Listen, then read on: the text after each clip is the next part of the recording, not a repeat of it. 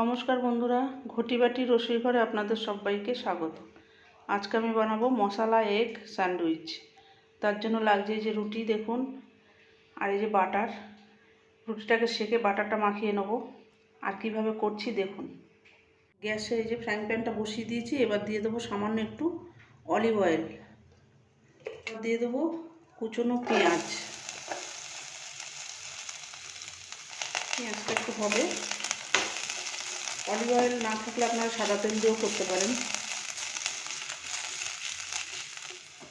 এবার দেবো কুচনো গাজর, capsicum, red bell pepper, yellow bell pepper. এবার এগুলো একটুখানি হবে।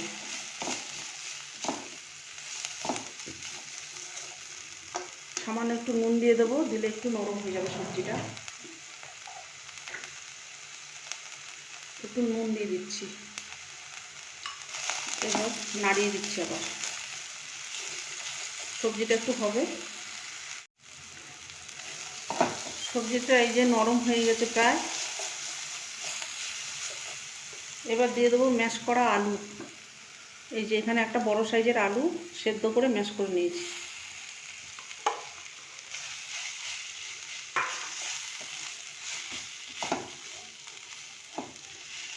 আলুটাকে একটু ভালো করে সবজির সাথে মিশিয়ে দেবো।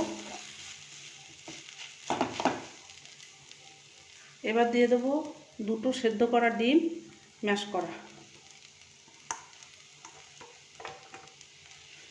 আলু ডিম সবজিটার সঙ্গে ভালো করে মিশিয়ে নেব। এবার দিয়ে দেবো রোস্টেড চিনেবাদাম।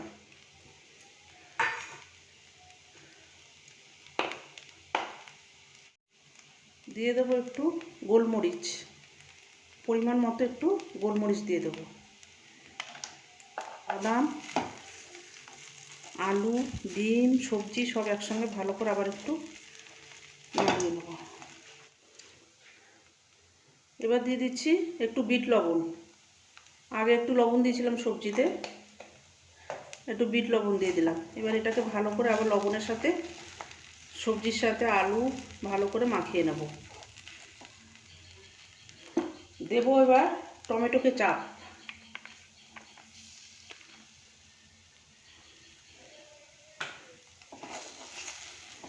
এবার আবার একটু ভালো করে মিশিয়ে নেব। আর দেবো একটু রোস্টেড ধনে জিরে গুঁড়ো আর একটু ধনে পাতা। স্টাফিংটা আমার রেডি হয়ে গেছে। এবার নামিয়ে নেব। একটু মিশিয়ে দিচ্ছি ভালো করে। এই দেখুন রুটিগুলোকে সেকে নিয়ে আমি বাটার মাখানো হয়ে গেছে। এবার স্টাফিংগুলোকে ভরবো। এই যে এইভাবে করে দেব। এইভাবে করে টিফিন বক্সে আপনারা এরকম স্যান্ডউইচ করে দিতে পারেন। এই যে এইভাবে করে দিয়ে দিলাম। আবার একটা করছি দেখুন।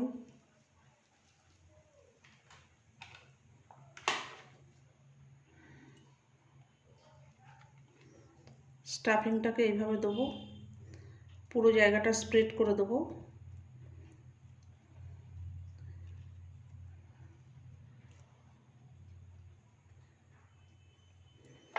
দিয়ে বাটার মাখানো একটা রুটি দিয়ে এইভাবে ঢেকে দেবো। এইভাবে আমি সবকটা করে নিয়ে আসছি।